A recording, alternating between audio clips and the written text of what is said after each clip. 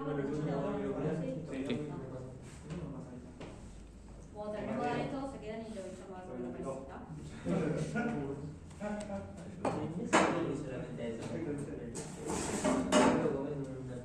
Bueno, gente, vamos a ver el tema del sistema de tierra de protección, o sea, básicamente el cálculo, Ezequiel. Vamos arriba.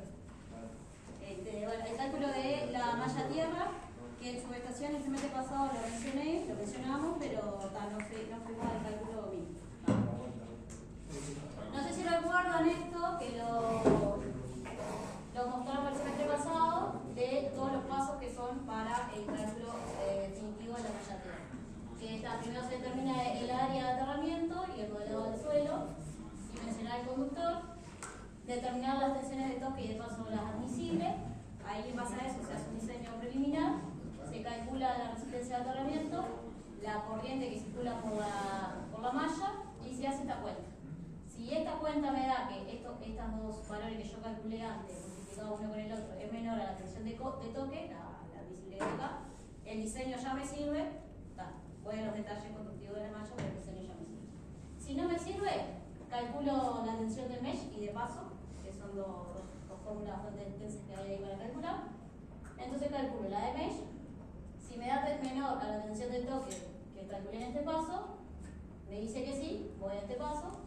Calculo la tensión de paso, si es menor a la de paso admisible que calculé acá. Si me dice que sí, el diseño de la malla ya me sirve y voy a los detalles finales. Si no me sirve, tengo que modificar el diseño de la malla y volver a hacer los métodos. Básicamente ese es el esquemita, el resumen del método para calcular la malla. Bueno, en el paso 1, para determinar el área del aterramiento y el modelado del suelo, para modelar un proyecto de sistema de aterramiento se debe conocer la resistividad aparente del terreno. El levantamiento de los valores de resistividad se hace también del método Wenner generalmente, de toda esta parte ustedes ya la conocen. En el caso del proyecto, yo ya le di las medidas, digamos, del terreno, entonces la van a sacar de ahí, pero ustedes tienen que medirlo. Y bueno, existen básicamente tres formas de modelar el terreno a partir del relevamiento de los datos que se obtienen de campo.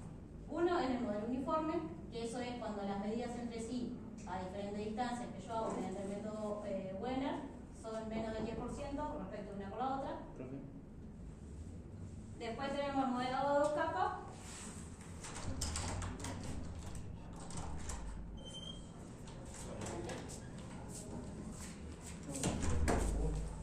El modelado de dos capas es, si no puedo utilizar el modelo uniforme, utilizo el modelado de dos capas. No sé si ustedes esto lo vieron en el semestre de instalaciones. ¿Nada que resaltar o no? Con el informe más. Y bueno, y después está el modelo multicapa, que nosotros no lo vamos a ver, pero básicamente el modelo multicapa lo va reduciendo hasta de dos capas y después de ahí se trabaja el mismo modelo de dos capas. Pero nosotros el que vamos a ver es este. ¿Eso se puede hacer con software? Si hay software, supongo que sí, que debe de haber, pero sí, no sé. O sea, está, creo que sí, en el MATLAB ya de por sí creo que lo hace y hay algún otro también. El TAP me parece que también, sí. Pero de todos modos, al efecto del proyecto tienen que hacer el cálculo.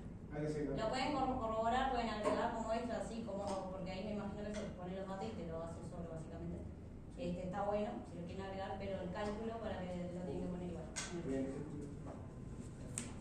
O sea, incluso si esos programas le dan tipo los planos de después cómo le queda el diseño y todo eso también sirve, para que no tengan que dibujar en cada o lo que sea. Y bueno, el modelado de dos capas tiene dos capas, para la redundancia, una que tiene una altura finita, digamos, acá está la altura h, y el otro que tiene una profundidad infinita.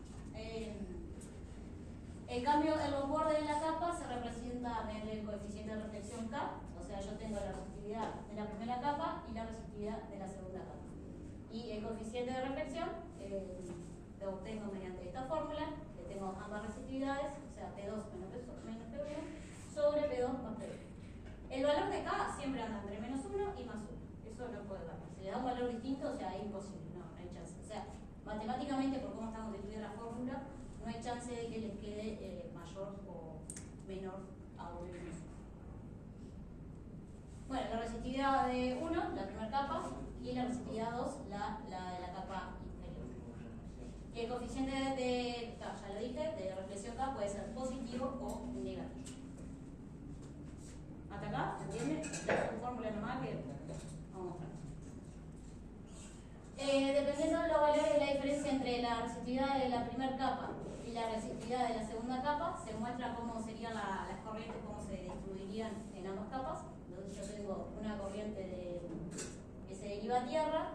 Cuando la resistividad 1, tengo resistividad 1 y la 2 tiende a 0, la corriente básicamente circula, sigue circulando sin ningún coeficiente de reflexión. Cuando la resistividad de abajo es menor a la de arriba, las corrientes se dispersan un poco más. Cuando es mayor, las corrientes al revés quedan como que penetran más, y cuando tiende a infinito, básicamente ya no pasa por la segunda capa. Eso sería como se dispersan las corrientes hacia tierra en ambas capas.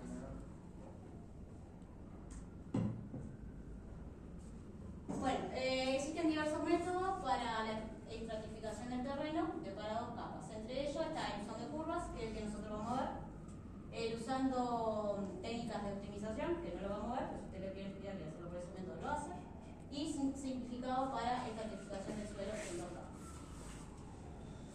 Un libro bueno para esto, que creo que yo se lo subí, si a algún día le interesa más adelante, tienen que, porque no hay tanta información, o por lo menos a mí no se me fue fácil buscar respecto al modelado del terreno y todo eso para la malla de tierra. Pero el Gerardo Quinterlo, o algo de eso, la verdad es muy fácil de entender y está muy bien hecho. ¿Uno que es tipo un brasilero? Es un brasilero, sí. Yo lo subí al Classroom ese, yo lo tengo y está subido ahí, está que lo tengo. Digo porque si algún día necesitan, es un libro bastante bueno para eso. Y es muy fácil de entender. Así que bueno, hasta acá.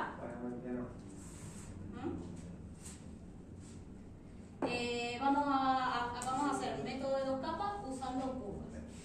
Entonces, ¿cuál es el primer paso? Trazar en un gráfico la medida del metro, del método bueno que yo he medido, y el valor de resistividad que me dio en cada medida.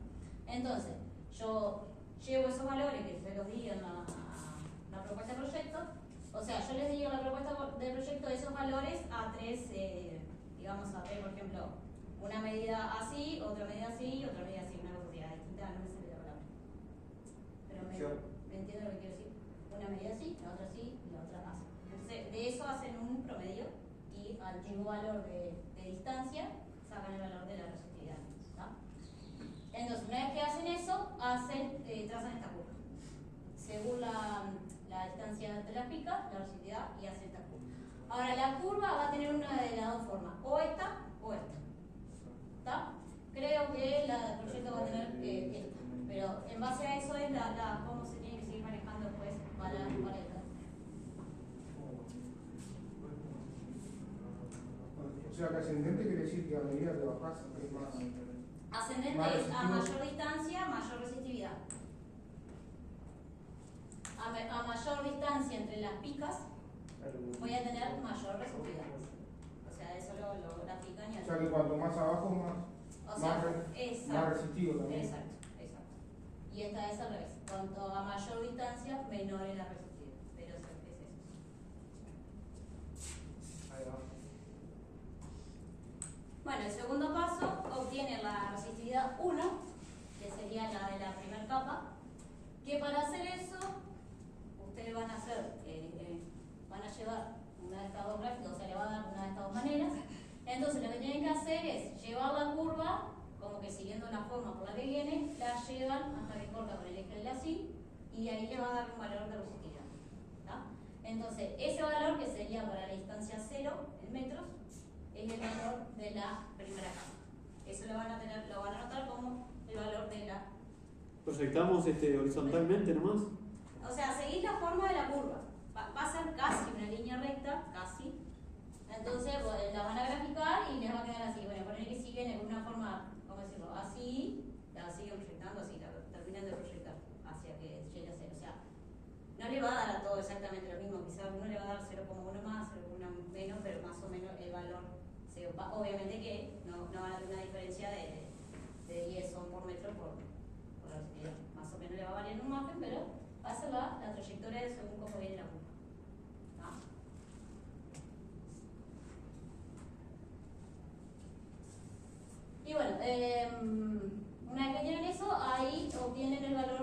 resistividad de la primera capa. Ya cumplieron con ese paso, que es el segundo paso. Después eligen un valor A1, que A1, si recuerdan, son son las distancias en metros.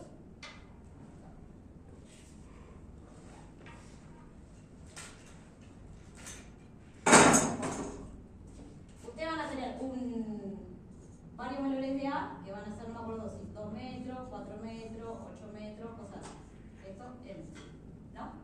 Entonces, para estos valores, para cada distancia tienen ciertos valores de resistividad. Va a ser más fácil, porque voy a poner 10, 20, 40.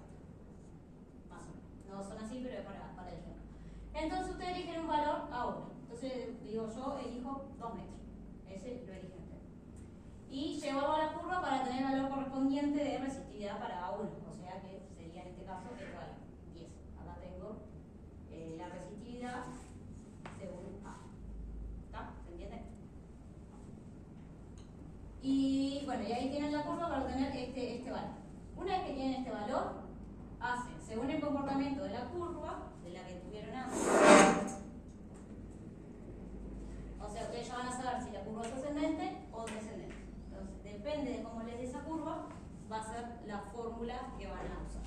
Si les dio descendente, tienen que hacer este valor, este que está acá, sobre la resistividad 1 calculada en el segundo paso. Y si la curva es ascendente, hacen al revés, la resistividad 1 calculada en este paso sobre este valor que tienen acá. ¿Hasta acá? ¿Se entiende? ¿Alguna duda?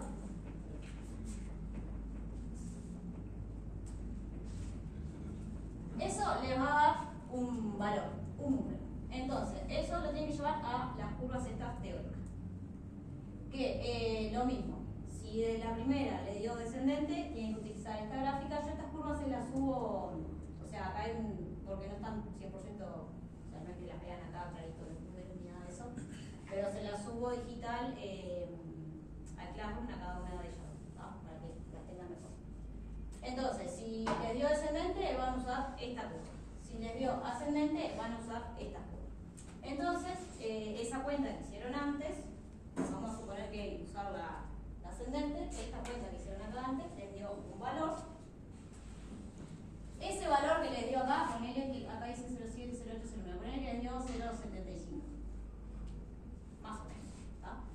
Entonces, ese 0,75 lo tienen que llevar a cortar con todas las curvas. Acá, estos son valores de K que van de 1, 0,5, o sea, no veo, acá dice 0,5, 0,4, 0,3, 0,2, 0,1, 0,7, 0,8, 0,9 y 1. Esos son los valores de la curva K. ¿Tá? Entonces, por cada uno de ellos, yo tengo acá un cruce bajo y me va a dar un valor acá que se llama H sobre A. Entonces, lo agrego a mi tablita, pues va a ser una tablita, y van a, o sea, esta no, van a dar una curva donde van a poner los valores de K. Acá, por ejemplo, para el K01, el valor que a mí me dio nunca se cruza con el K01. Entonces, para el valor de K01, el H sobre A, no lo tengo. Entonces, no apunto nada. Para el valor de K02, que dice acá, van a ir a la gráfica y van a ver en cuánto cae. Acá, abajo por ciento, un 0,25. Y así lo hacen con cada de estas curvas, que son las curvas K. Esta es el K para el K03, cruzan acá, le va a dar un valor. Ahí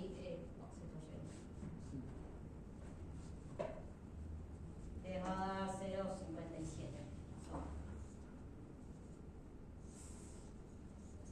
Así lo tienen que hacer con todos los valores de K. ¿Tá? Y eso, el valor que le da acá, como dice acá la gráfica, es H sobre A, esta altura sobre A, en las distancias. Después, el siguiente paso.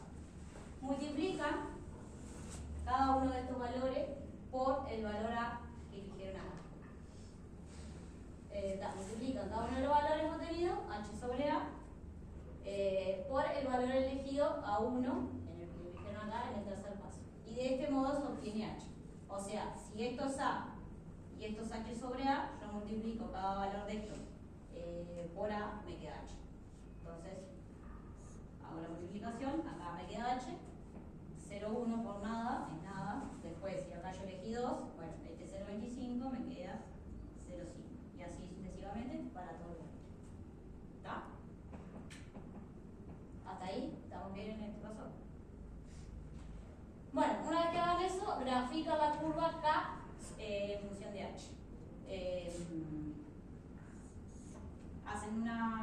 malla, ponen acá los valores de K y los valores de H que les da acá.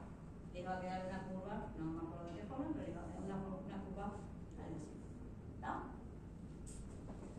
Todo esto lo sacan de la tablita y hacen esa gráfica. Una vez que hicieron eso, vuelven a repetir exactamente lo mismo con otro valor de A. Por ejemplo, acá eliges el valor de A8 y hacen exactamente lo mismo. Con la resistividad, después calculan, hacen la cuenta esa la que divide, vuelven acá, vuelven a calcular si es ascendente, vuelven a calcular esto, ese valor les va a dar otro número, lo colocan acá, el valor que les dé, y vuelven a graficar todo exactamente lo mismo. Entonces van a tener otra gráfica acá en función de H.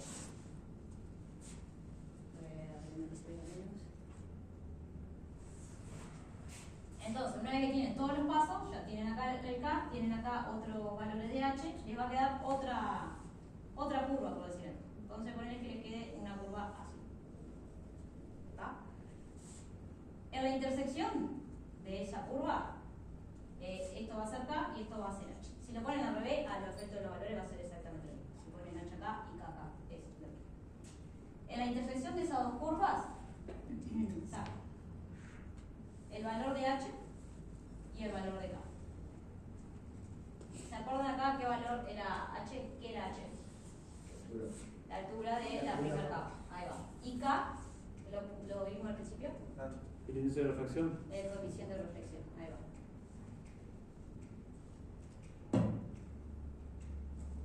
Entonces,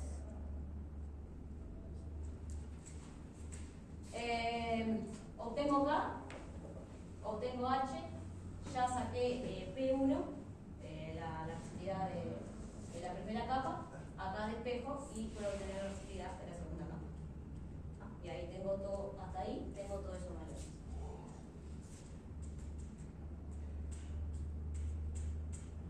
No sé si me olvidó nada.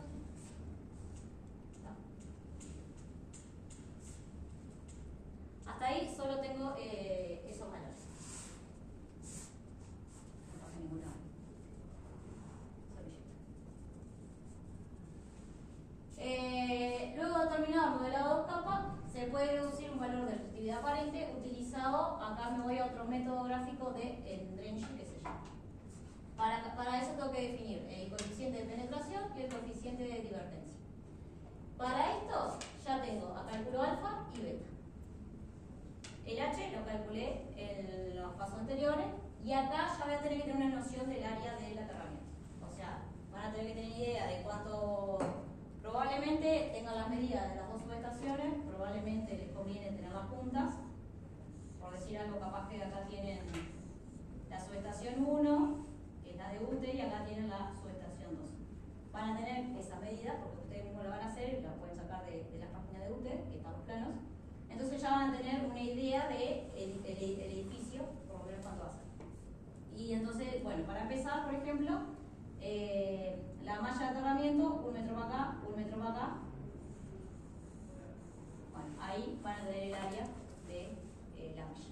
Hasta ahora, o sea, van a tener como preliminar, para empezar los cálculos. Después ven si les sirve o no les sirve, si la tienen que agrandar, bueno, pero por algo tienen que empezar. Entonces, tienen el área. La calculada acá, área cubierta por la malla, va a ser esa. Y después tengo D, que es la mayor dimensión del aterramiento. En caso de, como probablemente van a tener un rectángulo o un cuadrado, en este caso sería la diagonal. Calculan la diagonal y acá obtienen alfa. ¿Tá? Y beta lo obtienen la resistividad 2 calculada antes sobre la resistividad 1. Entonces ahí obtienen esos valores. ¿Tá? Y acá lo llevan a otra gráfica.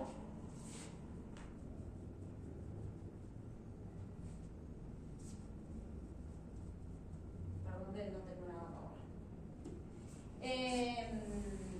Acá tienen estas curvas, son beta. Acá. Cada una de estas son curvas beta. Y acá está el alfa. ¿Ah? Entonces a mí eso me va a dar un valor, me va a tener acá. Gracias.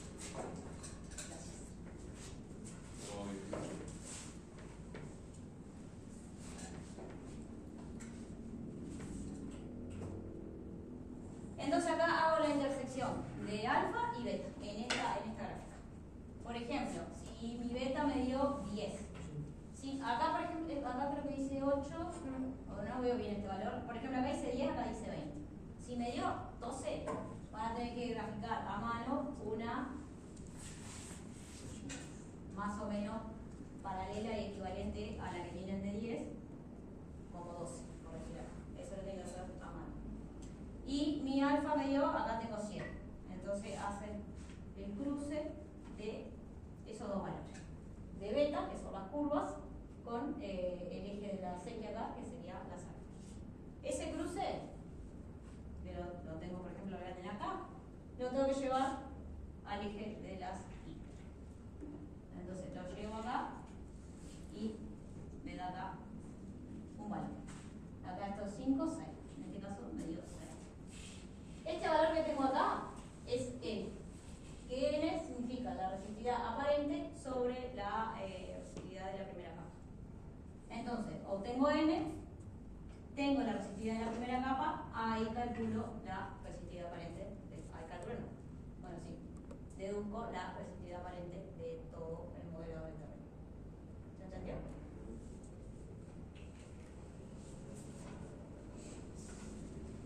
Porque en definitiva, para las fórmulas, después yo lo que voy a necesitar es resistividad aparente.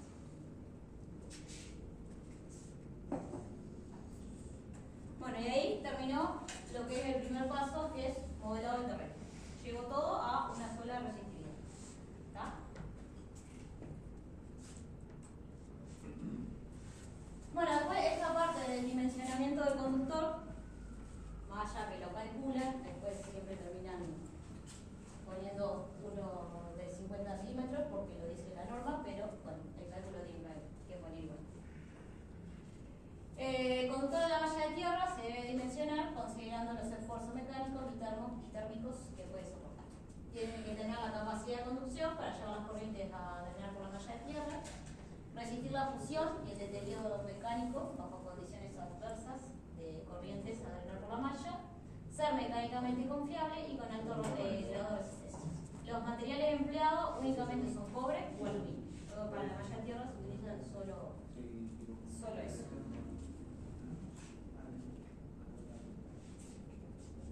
¿Cómo hago el cálculo según la corriente? Acá esta cuenta le da la sección mínima del conductor. Cuando hagan el cálculo, yo acá le puse que cada ítem, cada coeficiente que hay ahí, esto está sacado de la norma de la ICC 82000. Entonces, cuando hagan este cálculo, la verdad le va a dar un valor pequeño, pero está, tienen que ponerlo a los efectos del cálculo. Por ejemplo, también una corriente, yo tengo las tres fases aquí. Tiene una subestación que tiene las tres fases de RS3 en 22 kV, ¿no? Como el proyecto. Yo tengo un cortocircuito trifásico acá. Esa corriente de cortocircuito, ¿será la que pongo acá?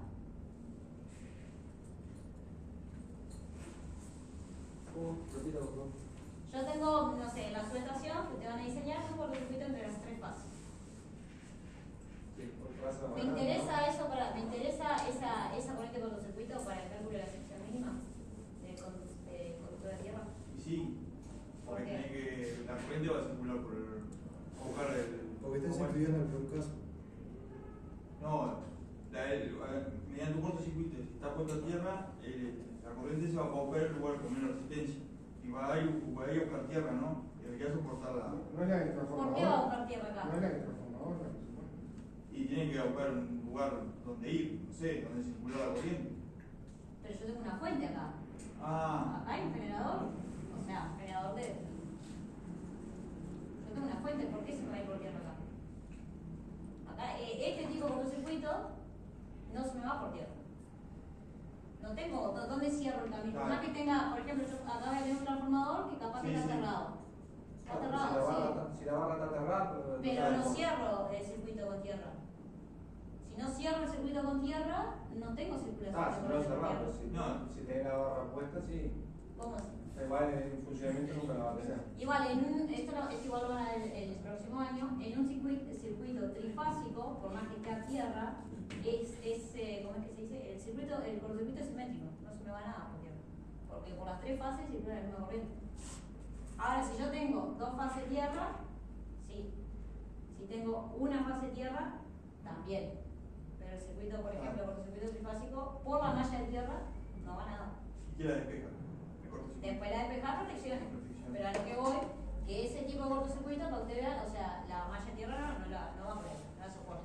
O sea, la malla de tierra solo soporta la fuga a tierra, las corrientes que son de falta a tierra. O si es un cortocircuito también trifásico, solo entre dos fases, que no va a tierra, no tiene camino para irse por tierra. O sea, entonces nunca va a circular en un trifásico corriente por la malla de tierra.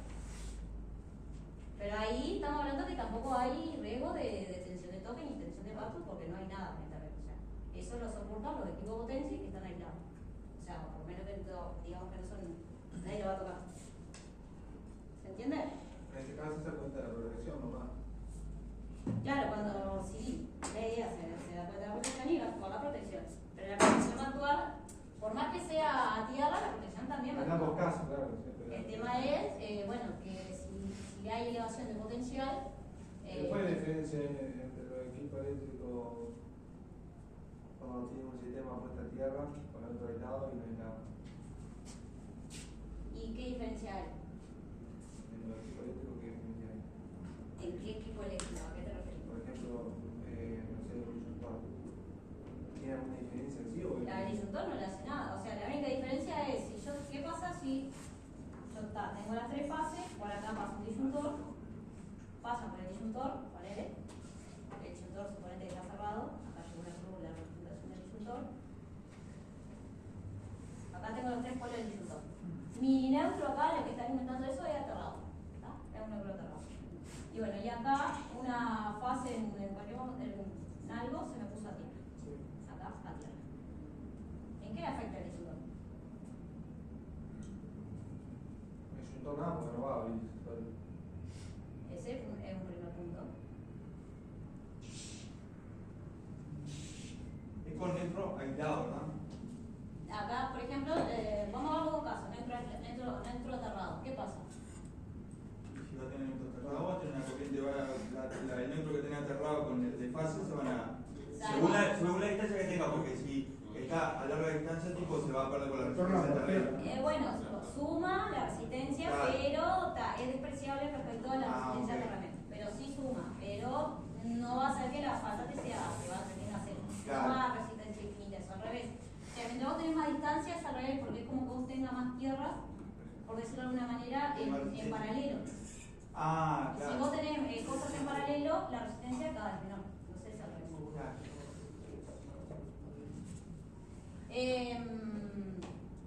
La única diferencia acá, voy a tener una circulación de corriente. Claro.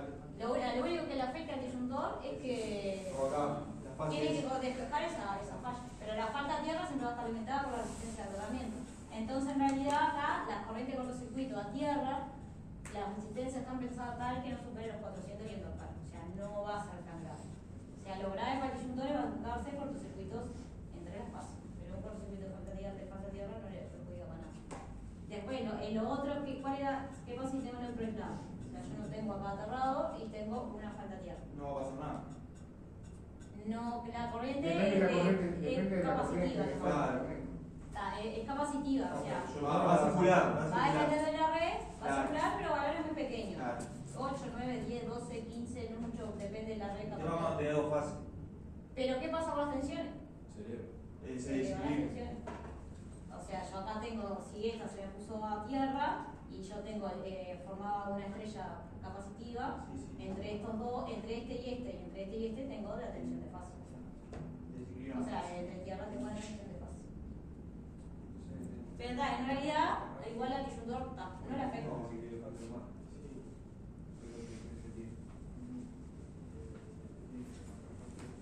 ¿Qué diferencia tiene entre aislado y La continuidad de servicio. ¿La qué? Aislado y aterrado. aterrado? ¿Cuál es la diferencia? Lo vimos el semestre pasado. La continuidad de servicio. Está, eso no va. Hay otros factores, Y otro- pero otra cosita. principalmente es.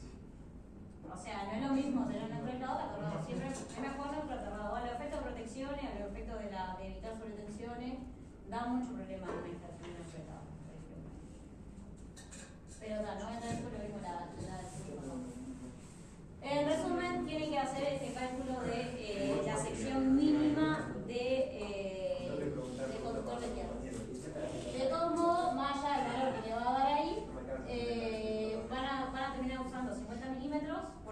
la norma de la norma de UTE, que se utiliza para la cultura de tierra, 50 milímetros. ¿No?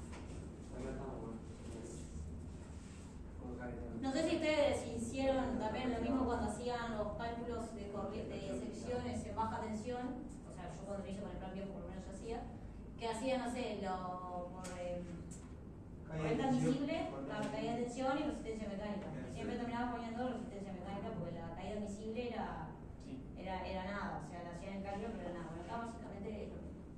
No, la resistencia mecánica la que casi nunca usaba. Claro. Es la que te da el reglamento de UTE. Lo único que La reglamento es una misible. Es la que te da el reglamento de UTE. Claro, después de los 100 metros, ahí puede tener caída de tensión porque tiene una larga distancia. Claro, pero en usamos una siempre. casa, digamos, en algo chiquito, terminaba usando siempre la resistencia mecánica, No, o sea, o como... Admisible. La corriente máxima misible, o sea, termina usando. La resistencia mecánica usamos para derivación nomás, en general que era para líneas repartidoras en milímetros. Claro. Esa sí No te da. Pero después los cables, tipo lo que es toma y iluminación, no terminaban haciendo por norma que era 2 y 1. No, correcto, más o menos, todos los cálculos. A mí me daba todo el rollo. Lo que pasa es que casi me ha parecido. Vale. Era muy poca la diferencia. Igual no se hacen todos los cálculos igual. Bueno, está bien, acá lo mismo.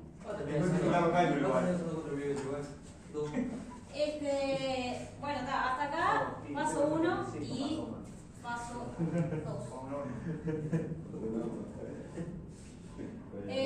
Ahora, van al tercer paso que es cálculo admisible. Tensión de toque y de paso admisible para, según la norma de UTE, que tienen acá los valores. Esta resistividad que está acá es la resistividad aparente que hicieron que calcularon en el primer paso. Este es el tiempo de despeje de la falta, que según la norma de UTE van a poner 1 segundo. Y utilizan esta fórmula. Algo que les va a servir, que les puede servir, después de eso lo van a ver ustedes, si les sirve o no les sirve, que en las estaciones se pone material aislante, que se pone piedra partida o una capa de hormigón, que eso aumenta la resistencia de contacto con el suelo. Entonces, al tener eso, hago un nuevo cálculo de tensión de toque y de paso admisible. O sea, la tensión de toque y de paso admisible va a ser más elevada. Entonces, les va a permitir a ustedes, mientras más elevada sea, les va a permitir mayor margen de diseño de la malla. Y el tiempo de. 1 segundo. 1 segundo. Sí. Por norma de UTE. Normalmente usan eso, ¿no? Eso está por curva, no es tan así, pero la norma dice 1 segundo. Pero generalmente hasta demora menos. Para esos valores de corriente instantánea ya demora menos, pero acá tienen que usar 1 segundo. Bueno, en caso de utilizar esos materiales aislantes, hacen el nuevo cálculo de la tensión de toque y de paso admisible, les va a dar un valor. Acá utilizan, le agregan esta es la resistividad superficial del terreno, o sea que en el caso de usar, yo creo que la anoté acá después, que si utiliza el hormigón ponen 2500 ohm y si utiliza piedra partida entre 2500 y 3000. Eso está por norma que son eso vale. Así que bueno, en el caso de utilizar eso, hacen este cálculo, esta fórmula y no la que estoy mostrando anteriormente. Bueno, ¿alguna duda hasta acá? Voy muy rápido. Bueno, lo tomo como que está bien. Igual yo traté en esto que armé de que sea bastante claro y que no haya nada que esté omitido. Y por lo menos nadie se queja ahora, así que creo que está bien.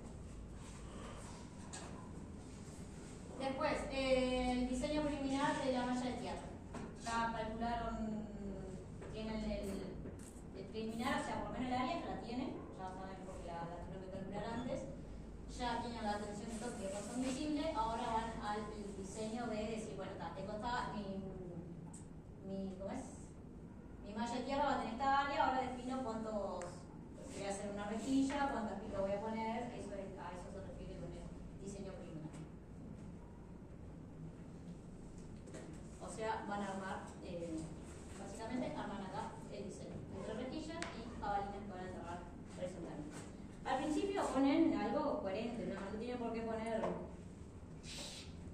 en todas las uniones, no tienen por qué poner picas. Yo no me acuerdo el valor, pero por norma, por ejemplo, si esta es su rejilla, suponete de conductores horizontales, conductores verticales. No recuerdo de memoria, pero hay un valor de mínimo que recomienda de separación. 1,5 metros mínimo. No me acuerdo de memoria, pero sí es lo que decía. O el largo de la pica que puede ser 2 metros. 2 Creo que metros. el mínimo creo que era 1,5 O sea, consideran esos valores y en base a eso se arma el preliminar.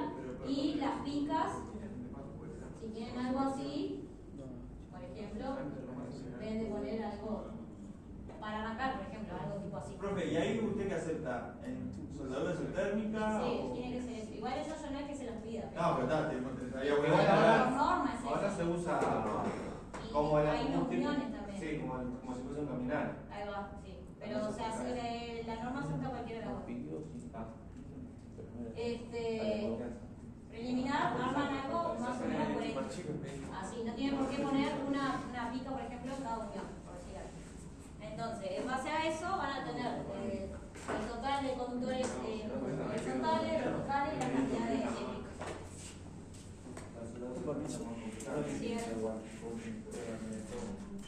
Bueno, una vez que tienen el diseño preliminar, tienen que calcular la resistencia de aterramiento.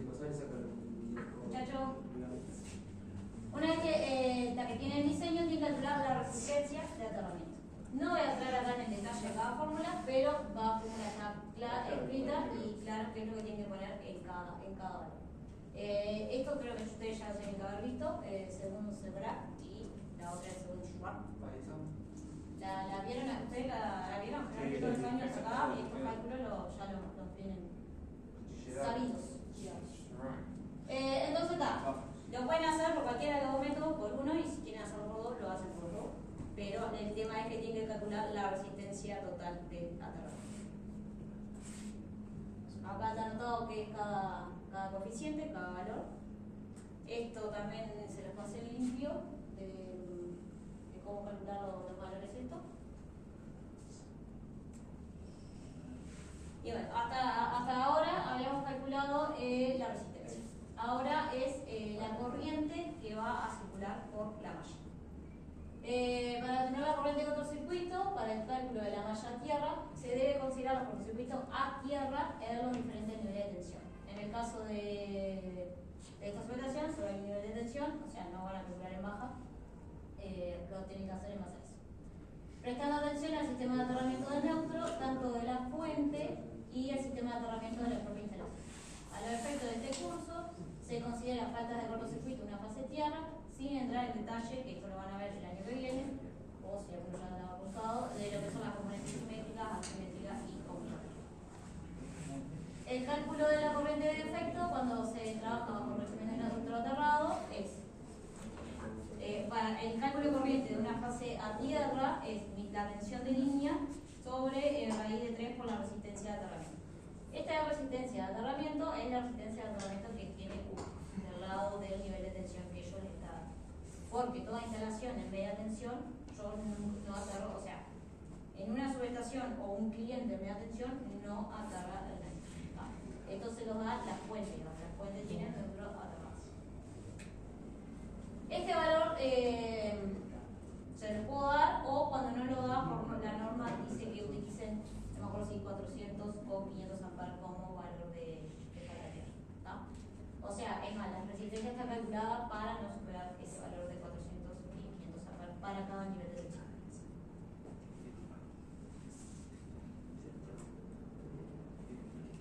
Pero hasta ahí calculé, digamos, la corriente de falta a tierra. Pero a su vez, no todo necesariamente se tiene que ir por la malla.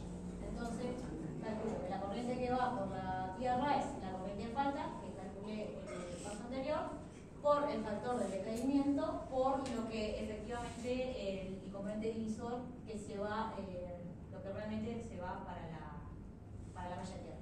Igual que este valor se termina tomando 1 como por precaución, como por un valor más conservador, digamos, porque de la falta a tierra se dice que hay autores que dicen que entre el 0,8 y 0,6 de la corriente de falta es la que realmente se va por la malla de tierra. Pero a los efectos de ser conservador lo considero como 1 y ya está.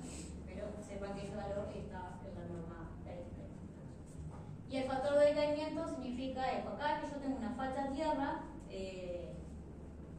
Tengo componentes, esto lo van a ver también el semestre que viene, el año que viene, cuando vean los componentes transitorios, el primer transitorio y el segundo transitorio, que cada vez que yo tengo no solo una falta de tierra, o sea, cualquier tipo de falta, el primer semiciclo de la falta siempre son mucho más elevados y después baja. Va a depender de qué punto yo tengo mi corriente sinusoidal en cada fase. No es lo mismo que el momento de la falla se dé acá a que el momento de la falla se dé acá.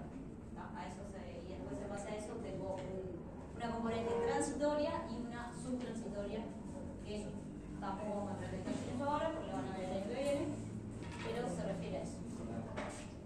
El valor de esta componente transitoria no lo van a calcular, se lo muestro acá porque está la norma, pero la relación X sobre R en el punto del defecto en el régimen subtransitorio. Como nosotros tenemos R aterrado, este valor está por tabla, más allá que acá lo muestra 60, esta tabla es de la norma de la IEEE, la 82000. Nosotros usamos el menor valor de X sobre R. ¿Por qué? Porque el R nuestro está aterrado, entonces utilizamos el menor valor.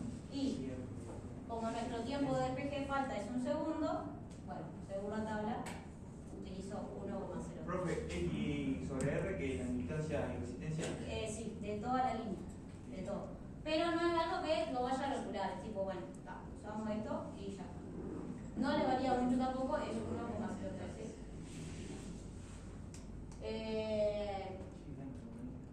¿Tiempo de despeje de falta?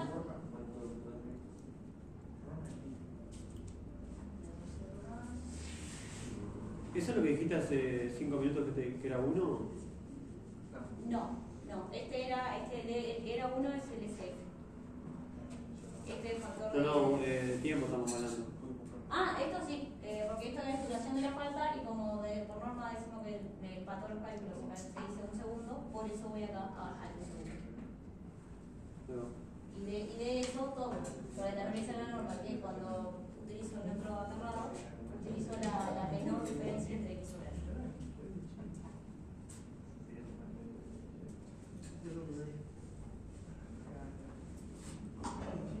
¿Hasta acá? ¿Alguna duda?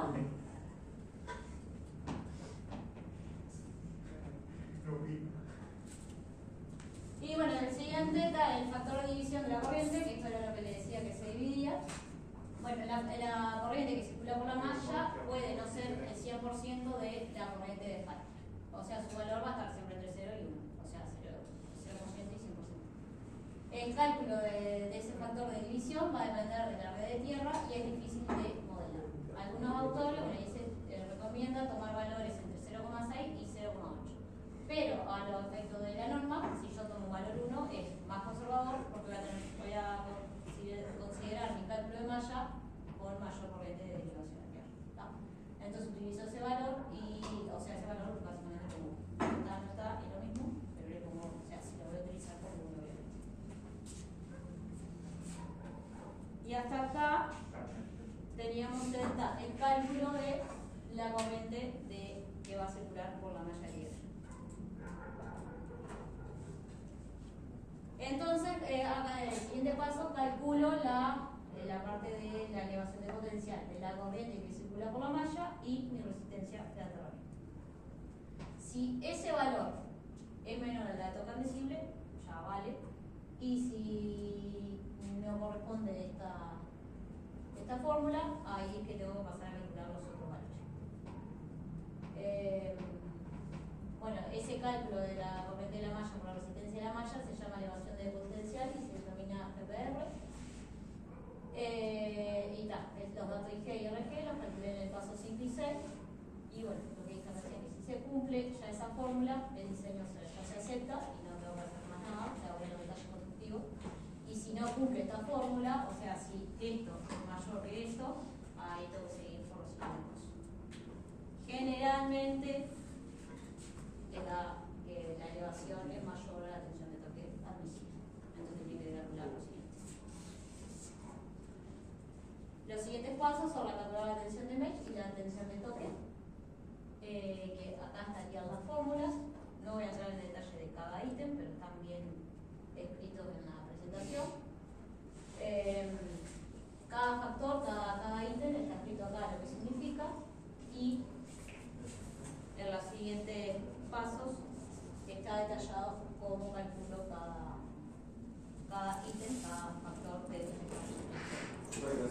se da alguna. Hay que hacerlo, o sea, si yo no cumplo acá, si no se cumple esto, acá, ahí hasta ahora sí, lo que generalmente le da, como si eso no se cumple, tengo que calcular esto y esto. Para calcular esto y esto, se utilizan varios factores, KI, elige, ya lo tengo, LS, KM, todo esto, que acá menciono que cada uno de ellos, y en los siguientes pasos menciono, bueno, cómo calcular cada uno de ellos. Así que acaban de entrar en el detalle de cada uno de esos pasos. Igual siguen así, pero queda bien detallado acá todos ellos. O sea, esto no voy a entrar en detalle, lo paso por largo, pero les queda ahí de cómo calculo cada uno de ellos. Y bueno, hasta acá estoy en este paso. Como no se me cumplió esto, si es que no se cumplió, va a ser calcular estas tensiones. Si esto se cumple, la tensión de mesh es menor a la de toque admisible y la ES es menor a la de paso admisible. Si se me da que estas dos se cumplen, ahí sí, doy por válida el diseño de la malla y me voy a, o sea, ya me quedo con los detalles. Si esto no me da, ahí bueno, tengo que modificar el diseño de la malla, o sea, ya sea agregando más conductores enterrados, más jabalinas, mayor área, bueno, eso sería cambiar el diseño preliminar de la malla. Cambio el diseño preliminar y en base a eso me va a cambiar mi resistencia de la malla. Esto no va a cambiar, pero como cambio esto, me va a cambiar esta fórmula. Si esto no me da, bueno, pero me va a dar acá que todos estos valores de mesh y de paso toman en cuenta el diseño de la malla. Así que tengo que jugar así hasta que los valores me den. Consejo. Está bueno quedarme en una especie de Excel o capaz que ya también se usa en un programa. Porque ustedes ponen la fórmula, ponen qué son cada valores, o sea, no sé, se arman, por decir algo, un Excel con todos los valores, con qué son también cada ítem de esto, y todos se van probando y van cambiando hasta que se les cumpla, hasta que les dé la fórmula. Parece bastante complicado, pero no lo es. Y generalmente lo hacen bastante bien.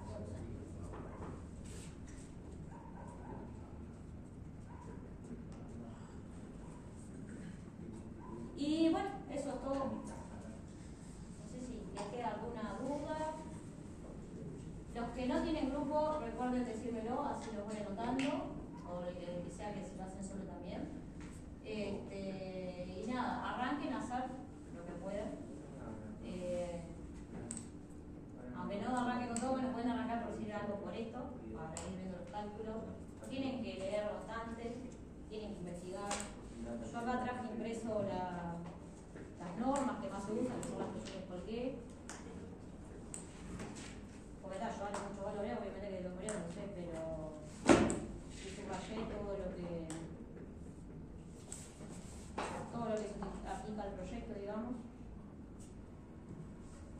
Respecto también al cálculo de malla tierra, hay un material que no me acuerdo si se lo subí, si no se lo subo. De hecho, la Facultad de Ingeniería de la malla tierra. Yo iba a consultar eso, porque yo he visto con la Facultad de Ingeniería y he visto cálculo mismo de haces un Excel con los cálculos de Facultad de Ingeniería, se puede usar eso, ¿no? Sí, ¿por qué no? O sea, si el cálculo está bien hecho, sí. Pero, o sea, no, es más, yo casi todo lo de acá, muchas cosas las saqué. Yo hice una mezcla entre lo de la Facultad de Ingeniería y el Kinder, porque la Facultad de Ingeniería le falta, a mí entender, hay cosas que como que de pasos que no están. Y a mí, por ejemplo, que me faltó entender. Pero lo saqué del otro libro que está bastante claro. Bien. Pero, o sea, lo que está acá no es inventado. No, yo sé que no. O sea, lo que voy a decir es lo mismo, lo terminás llevando lo mismo, claro. O sea, pueden también incluso hacer el modelado del terreno, lo pueden hacer por otro método. Si lo quieren hacer, lo hacen. Eso está.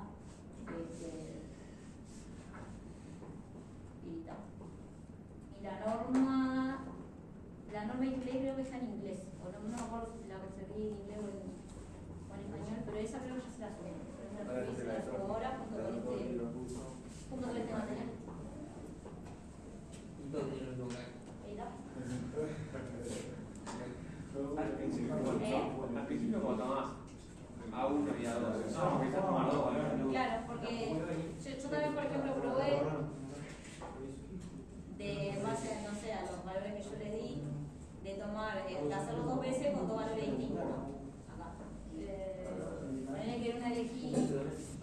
metros y no me acuerdo los valores que di yo, de Neutral X 10 metros y ahí hice el cruce. Y después usé en otras 4 metros y 16 metros, más o menos. Y ahí es el cruce. Y el cruce te da igual, te varía un poquitito, pero más o menos, o sea, el H y el A, te dan el A no, el H y el K, o sea, varía muy poquitito. O sea, elija cuál elija, el punto de intersección